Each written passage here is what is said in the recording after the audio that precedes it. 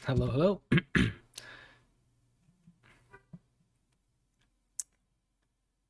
Hey there, guys.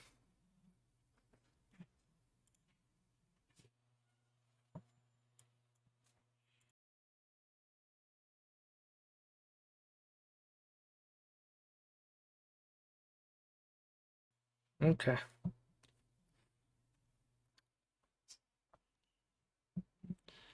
All right, let me get the link to the recording. I know it already went in Sphere TV, but let's get it in stage archive. There we go. All right. So we got Ultra, OXJ, DeFi Panda, Felipe, Burner. Welcome. All right. Hey, Ralph. What is up? Taj, hello.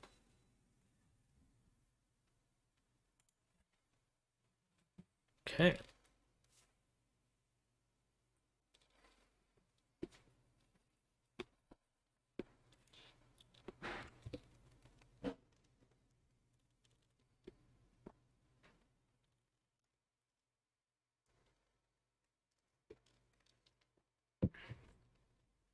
All right. I'm going to go ahead and get started.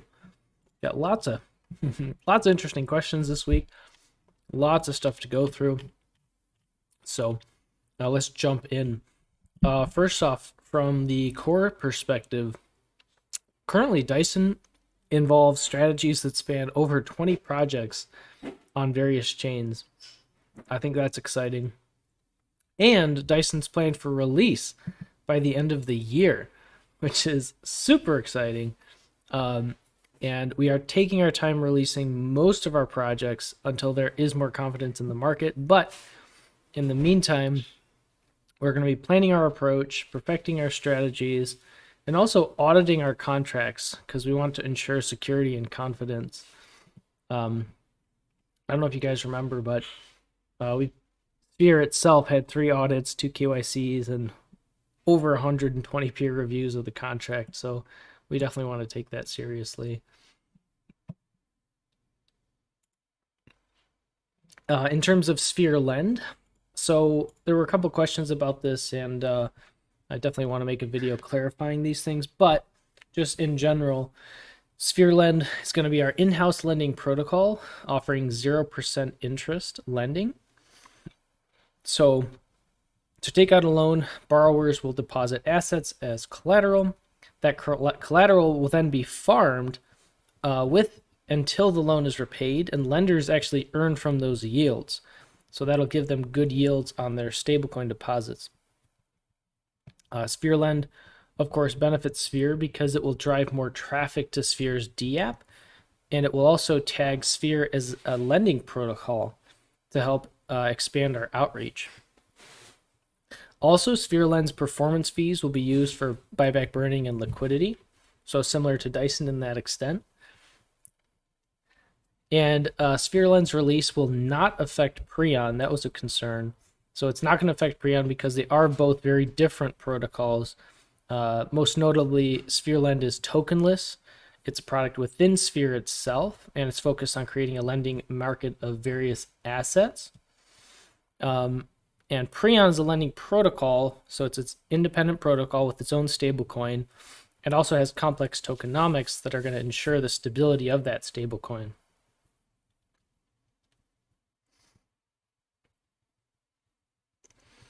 So just to answer these real quick, McFly22 in the stage chat, where is SphereLend's yields coming from for the providers? So the lender is going to receive yield from the depositor's yield farmed collateral. So let me explain that again. So to take out a loan, a borrower will deposit assets as collateral. That collateral is then farmed with until the loan is repaid. And Yo Mama Fat, it's up to the person who is borrowing. There's no specific time period. And lenders are going to earn from those yields. So it's going to give you good yields on your deposit. So for example, if you're lending out a stable coin and someone's using ETH or wrapped ETH to borrow it, that stablecoin lender is going to earn yields on deposited wrapped ETH yield. So it's going to boost yields in that way. Definitely more on that to come.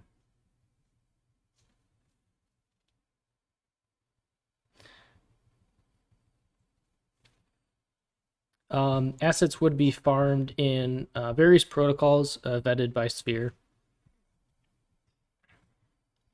All right, I will move forward. We can always come back to stage chat.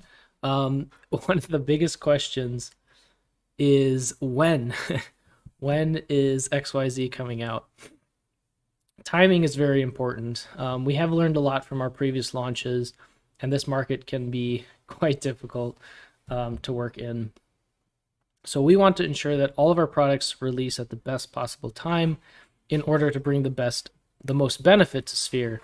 This does not necessarily mean waiting until the bear market is 100% over, everything's sunshine rainbows, but it does mean taking our time to perfect everything that we can. In the meantime, of course, our treasury is thriving, buyback burn funds are available, as we've seen, and you guys, our community, are, of course, awesome and continue to be awesome. So we appreciate that. Another update from Core. I'm sure if you guys looked into the announcement, you saw that the 1-inch system had taxation issues when buying Sphere. So basically, a transfer tax was being applied due to a routing address being used by 1-inch. That issue has since been fixed, and we are working on returning those taxes to those affected by the issue. So it should be much more streamlined to use 1-inch and without that tax. All right.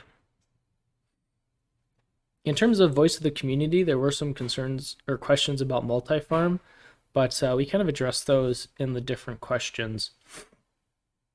So I'm actually going to move over to those. Just double checking if I missed anything on this. Nope, I think we're good. So let's head over to the questions. We had a lot of questions, a lot of interesting questions. So let's try to get through and see what we can accomplish today. All right, I gotta go back and find where we left off. So let's see.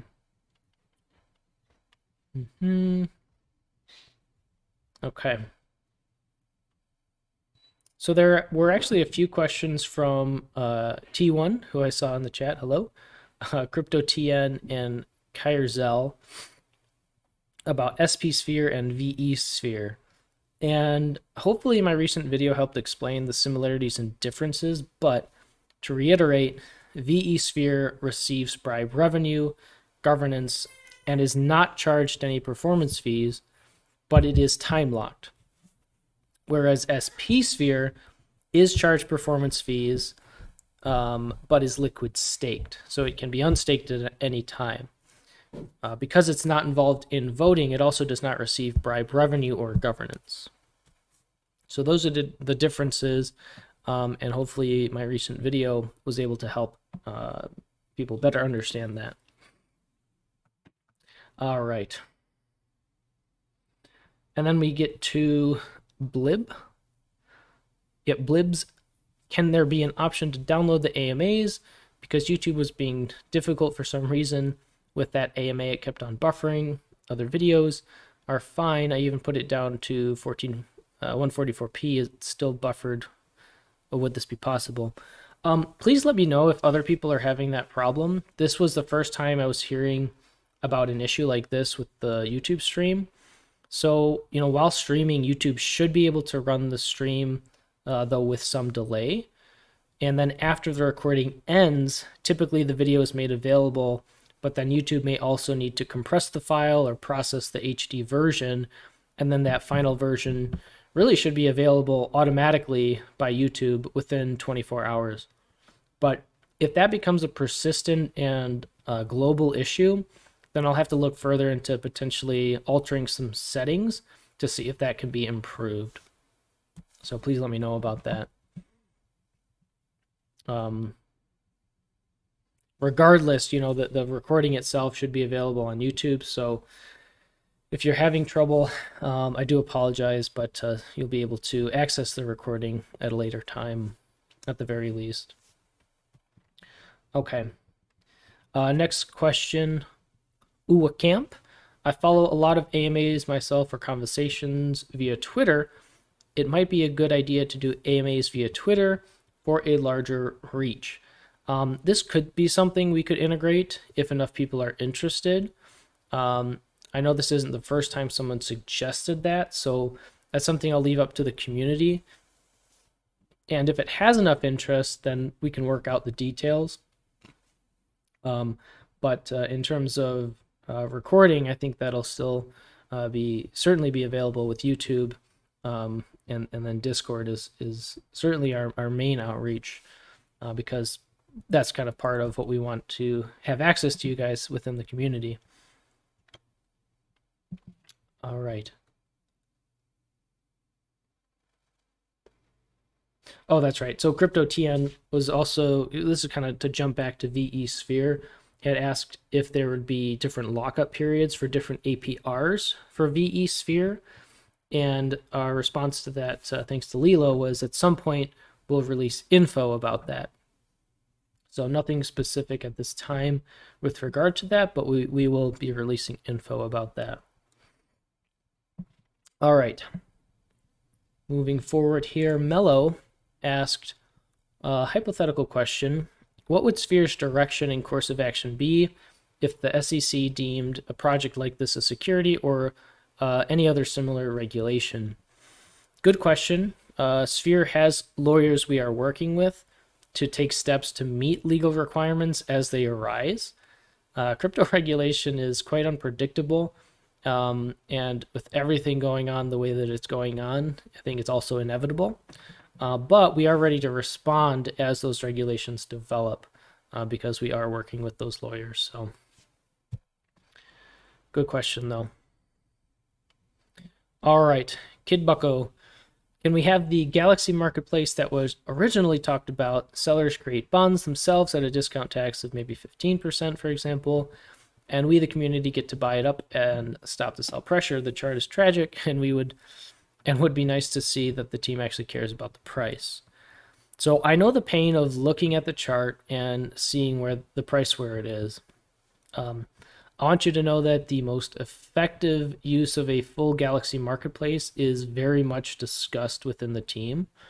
We are always trying to maximize the effect that sell bonds will have, while also balancing that with the best time to launch them. The past few weeks, we have seen a very unstable and chaotic market. If we launch the sell bonds during a period of chaos, the data we would get during that time on how much of an impact the sell bonds truly have would not really be useful to us from a long-term standpoint. So there's a lot of things to consider within this, and we are certainly, as I mentioned, discussing it within the team. All right. E. Wilson asked, given the collapse and obvious fraudulent activity surrounding FTX and others recently, I think regulations are not far off. I don't necessarily see this as a bad thing, but have there been discussions, or will there be discussions among the dev team on how to survive and thrive when regulation inevitably comes? Yeah, so similar answer is just a bit earlier here. So Sphere has members that are specifically here to help guide Sphere as a business, and that also includes access to great lawyers. And there are not too many scenarios we have not talked about within crypto regulation, and our actions and even our communications are curated with guidance from those lawyers. So as I mentioned, I kind of agree with you that crypto regulation is inevitable, and in many ways it'll be a good thing, because I think it'll help bring more confidence to the space and prevent fraud and scams. So I think it's a good thing. And yes, we are, ready and prepared to work with those regulations when they come. Harambe, when Dyson launches, will this bring liquidity into Dystopian Penrose? If not, where will the liquidity go? So Dyson is built on top of existing platforms, such as the Gains Network was an example we gave. Dyson has the capability of increasing the existing yields for every user of those platforms. And our focus is to capture those existing users' attention first, and then use the fees generated to fund Sphere's buyback burning and deepen Sphere's liquidity. It's not necessarily about building liquidity. So, it's not similar to Dystopian Penrose, for example. I guess part of me was a little confused by this question, but ultimately the way Dyson works is just as that, right? We're tailoring to other communities, other crypto projects, and basically building on top of them to increase the existing yields for users of that platform. And for example, with Gains Network, that does so in such a way that it actually also benefits Gains Network because it provides that constant buy pressure on the GNS token. So it really is a win-win-win. And then because Dyson's a tokenless protocol within Sphere itself, the performance fees are going to fund Sphere's buyback burning, deepen Sphere's liquidity. So it all funnels back into Sphere. So hopefully that responds to your question. All right. Polar asked, any info or updates on the partnership with Red Light Chain? So no updates at this time. And for any potential partnerships with Sphere, nothing official can be released, either positive or negative, until there is a formalization or finalization of that partnership and what it might entail. And that's going to be true for all partnerships moving forward. So this is one of those I can neither confirm nor deny at this time moments. But in general, moving forward, I think it's important to keep that in mind that as is true for all partnerships moving forward, they have to be finalized before we can make official announcements about them. Kid Bucko, hello again. What are the incentives, if any, for the team and project to try to raise the Sphere price? At the moment, it looks like only sells for tax and lower price for cheaper buyback burning are the only incentive for the project. This is not healthy for attracting new investors. So, no one on the team is satisfied with the current market conditions. I guarantee you that. Regardless, we are building and working on Sphere every single day, myself included. We understand the responsibility we hold as the Sphere team, and that is one of the reasons why we are risk averse, such as during this brutal market. For example, offloading, de-risking some of our Matic position. This, in general, and our treasury management in general, has kept Sphere's treasury not only intact, but also thriving with enough funds to pay all staff and expenses, hire new staff, build out the ecosystem, and contribute to buyback burning. At the end of the day, of course, we are just as interested as you are to see the price of Sphere rise, just as much as we would like to see the global markets recover. And it's really quite simple, right? Higher price, more investors, more volume, more interest in the ecosystem, more revenue for the ecosystem. I think that's pretty straightforward. But at the end of the day, we do not control the market. All right, Sinner, hello again. Can we have a breakdown on the 500K used for Bernie? Will it be added on top of our current revenue used on Bernie, or is it being used to replace that revenue? Will it be used to upgrade Bernie, or will nothing change, thus taking 1 to 2 years to burn that 500K? All great questions. And unfortunately, ultimately, there's no straightforward answer because these decisions are often made fluidly based on multiple factors, including current market conditions and sentiment, and also on what is deemed in the best interest of Sphere for the long term. So some months, some days even, we may see more of that being funneled into Bernie, and other months we might see less. Certainly having this amount helps take some of the strain off the treasury for supplying Bernie, but at the same time, supplying Bernie is a large part of what we are building the treasury for. So ultimately, the best answer is that it just depends. But one way or another, that amount is indeed set aside for Bernie. And then it's also important to remember that Bernie has its own logic that determines how aggressively it uses the funds that it is given. So even if we were to dump it all into Bernie, that doesn't mean that Bernie would just start, going crazy. Right? Some of that logic depends on the market's conditions and other factors as well. So I think ultimately, to get to the core of your question, it is going to be more of a stepwise process. Okay. Rudy. Multiple questions related to a deeper exploration to forced appreciation.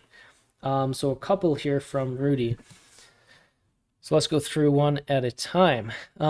Is the team happy with buyback burning behavior so far? And are they, the burns, performing as expected? So honestly, yeah, the team is very happy with the design of the bots, their adaptability, and how they have performed given the logic that they have. We have done a few tweaks and changes to get them to this point. And in the current market conditions, they are doing what they should be doing. So yeah, they are performing as expected.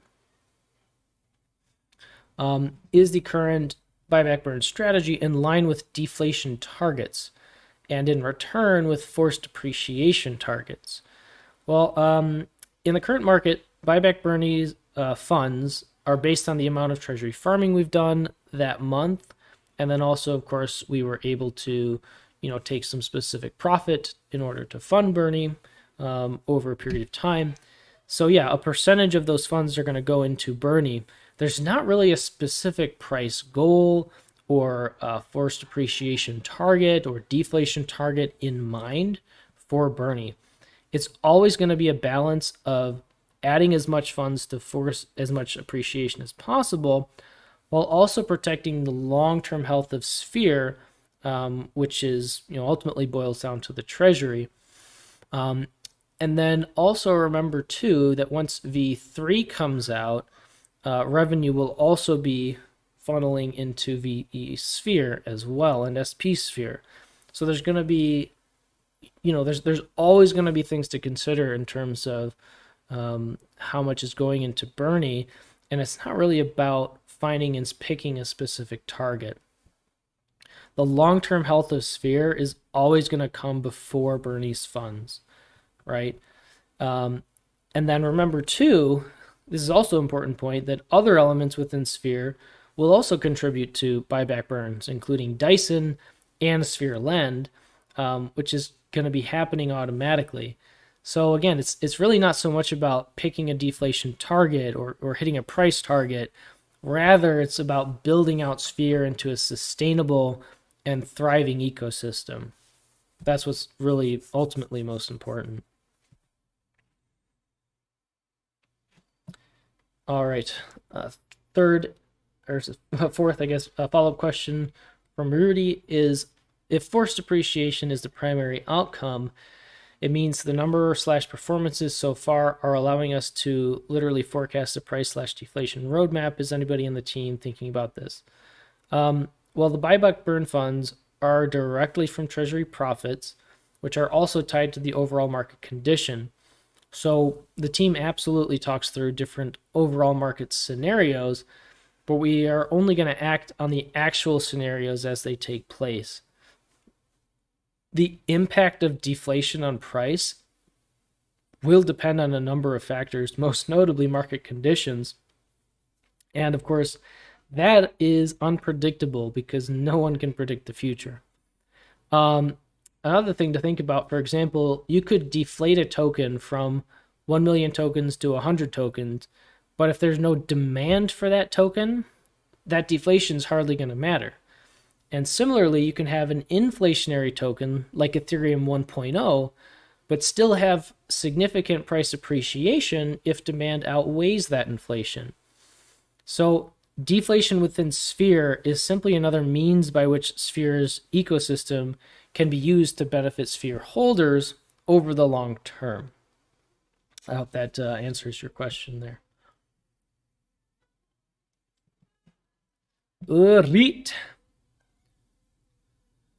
Harambe. Actually, let me take a drink of water.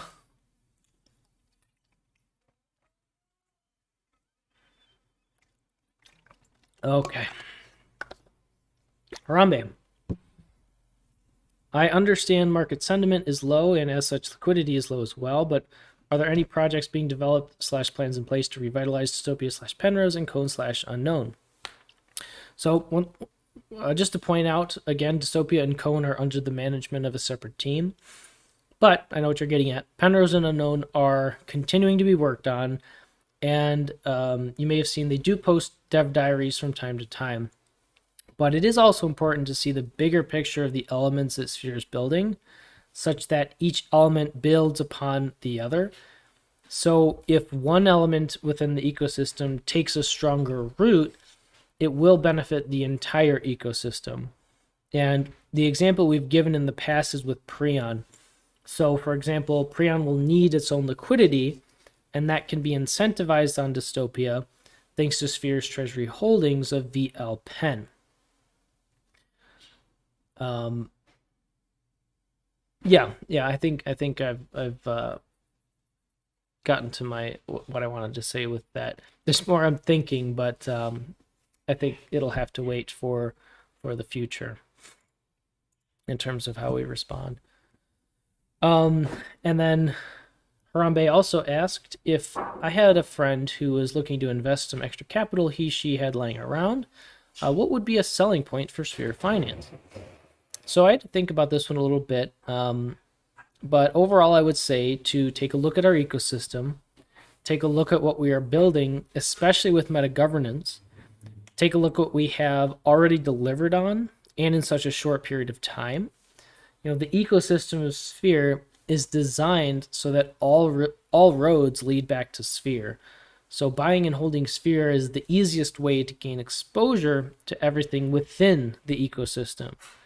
So if you see value in that, if you see value in what we are doing, like we do, then we would be happy to have you join our community. But ultimately, that determination is up to you.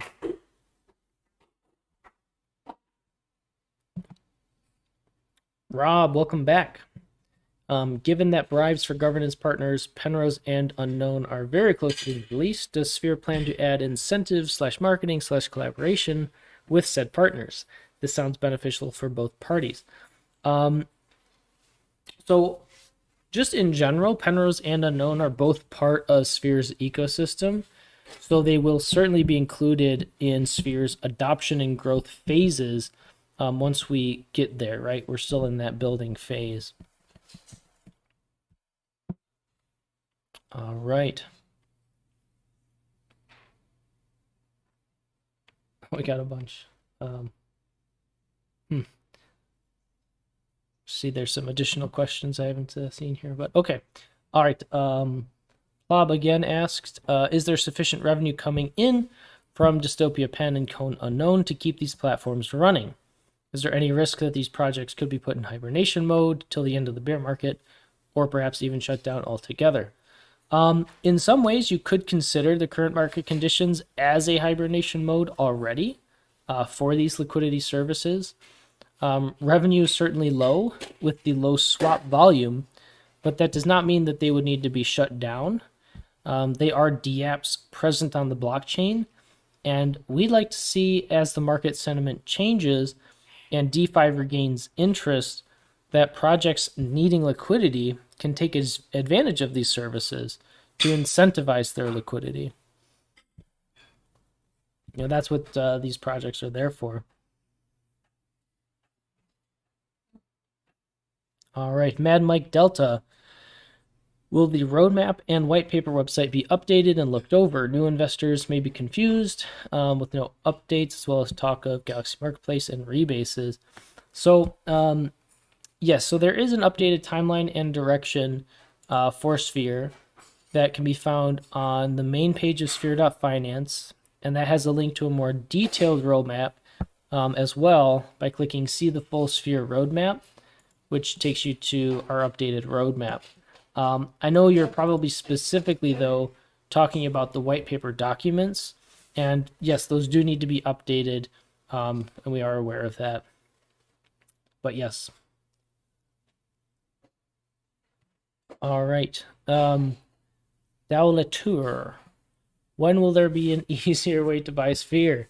At the moment, buying through Dystopia and also with USD Plus is difficult for new investors. We are aware of the difficulties with buying Sphere and Dystopia. So currently, you can only swap using USD Plus. So you have to swap anything else for USD Plus and then can use USD Plus to swap for Sphere. The 1-inch integration was charging a transfer tax, and we have worked with 1-inch to change this. So 1-inch is still likely the best way to swap Sphere for beginners. But yes, overall, we will continue to work to optimize this as we move forward.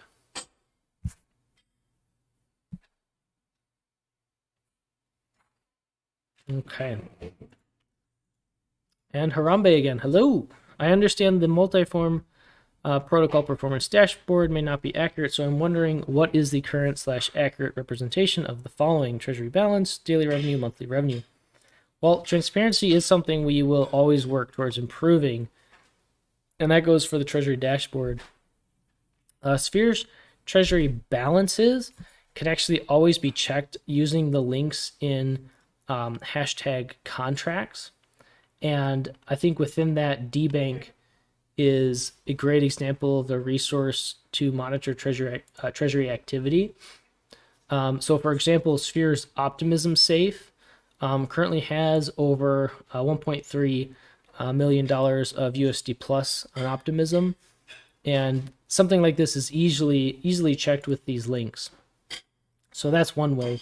When it comes to daily and monthly revenue, this is going to constantly vary depending on each strategy's yields and on market prices. I think most of us are constantly, most of us are looking for some sense of relief in this market, and being able to see profit from yield is comforting. But right now, I don't actually have an accurate monthly revenue for November to give you. But I will discuss with the team and see how we can better improve treasury transparency, because I know it's a pretty hot topic within the community. All right. So then T1 asked, I kind of have an old question. I think people asked this before, but I wanted to find a definite answer. Not sure if you can answer this, but I was looking at the V1 contract and saw that there's 52K liquidity still left in the form of WMatic. And I asked Lilo, and he said that isn't Spheres, but it shows in Sphere WMatic pair contract that there's WMatic in it. And I asked Cyril, he believes it's user-supplied liquidity, and users would have to break their LP, but that didn't really make sense to me since it's just WMatic. So I'm hoping I can get a definitive answer from you if possible.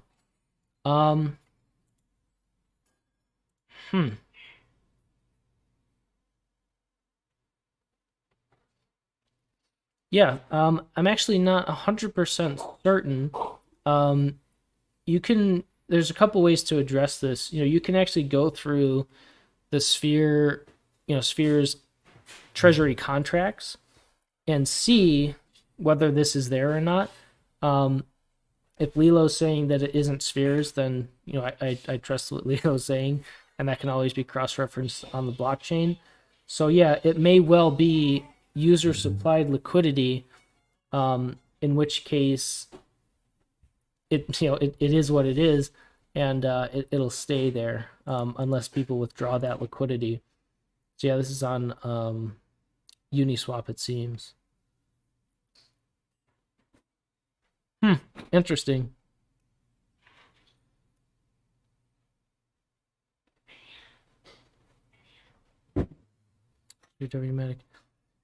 Yeah. My guess is it also. I would agree with Cyril. My guess is it is also user supplied liquidity.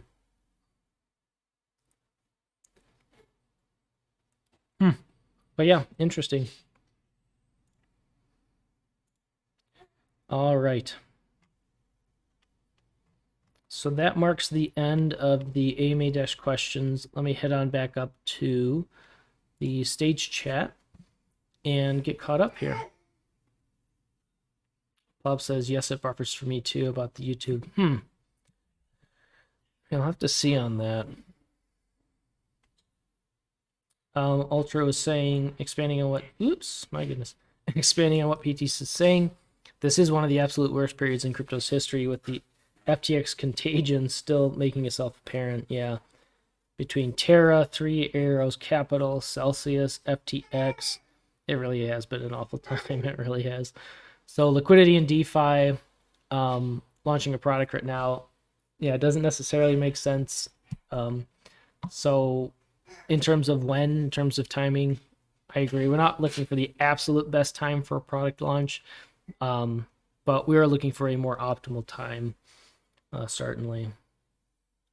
Yeah, DeFi, the way I look at it, right, is you have traditional finance, and then you have cryptocurrencies. What most people understand about cryptocurrencies, which, let's be honest, isn't much. And then past that, you have DeFi. So it's like the utmost corner in the markets. And so I think naturally it's going to be hit the hardest.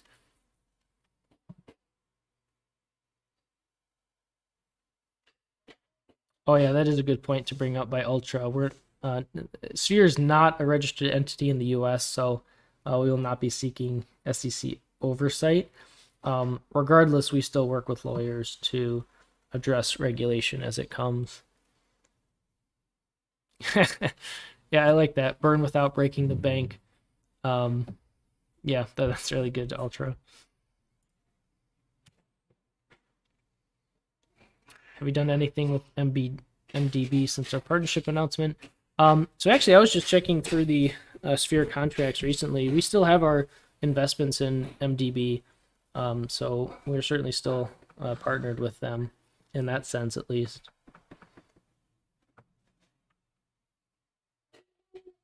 Lilo answered, no, we haven't done anything other than what we've outlined when we announced the partnership. Oh, there you go. WC sweepstakes? I'm not sure what that is. I'm sorry. Oh, World Cup sweepstakes. No.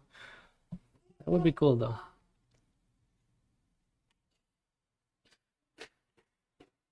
All right. And that's it already. Wow. All right.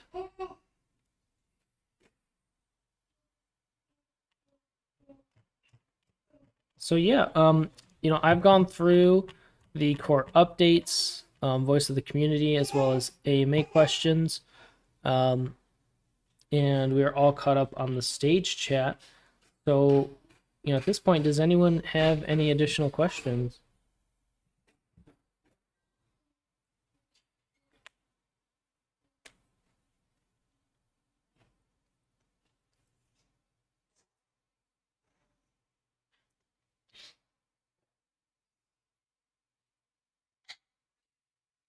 What country do I support for the World Cup? I've never been a huge sports fan one way or another. Um, I do enjoy, watching the World Cup when I can, but in general, I think it's just more fun to watch itself than to necessarily take a side. I'm one of those people.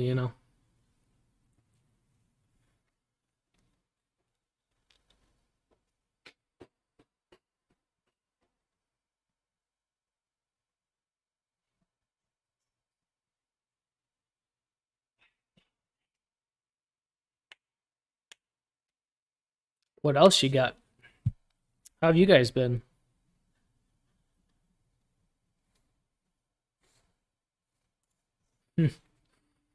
Introvert? Yeah, I tend to be more on the introverted side, but I certainly don't mind giving up or standing up and giving a presentation.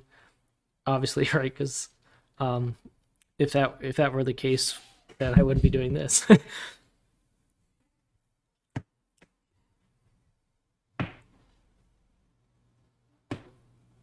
Oh, well, thank you, Osprey.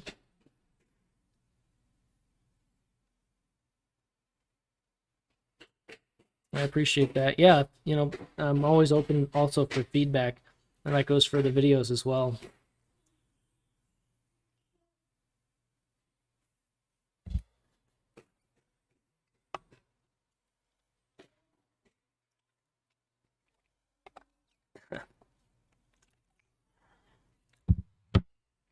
Any last words from Simboy? Awesome.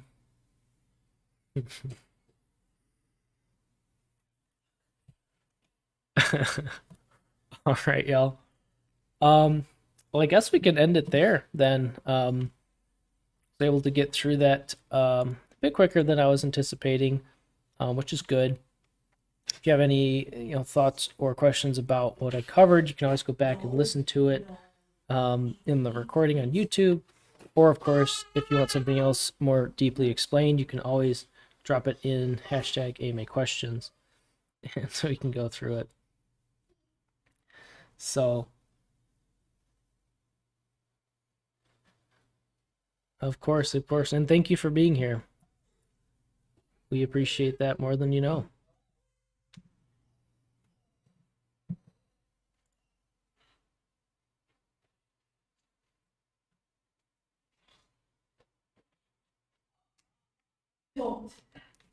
Yeah, absolutely. Um, yeah, of course, you guys absolutely matter for who you are. Um, and then also, if you guys have additional questions throughout the week, feel free to reach out to our lovely, awesome mods. They do a great chime as well. All right. Peace. Namaste. Happy Thanksgiving to those who practice it. And I will talk with you all next week.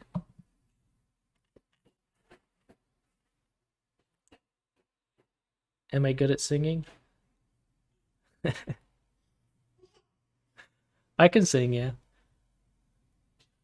Perhaps next time on Weekly AMAs. All right. Goodbye, everybody. Take care and peace.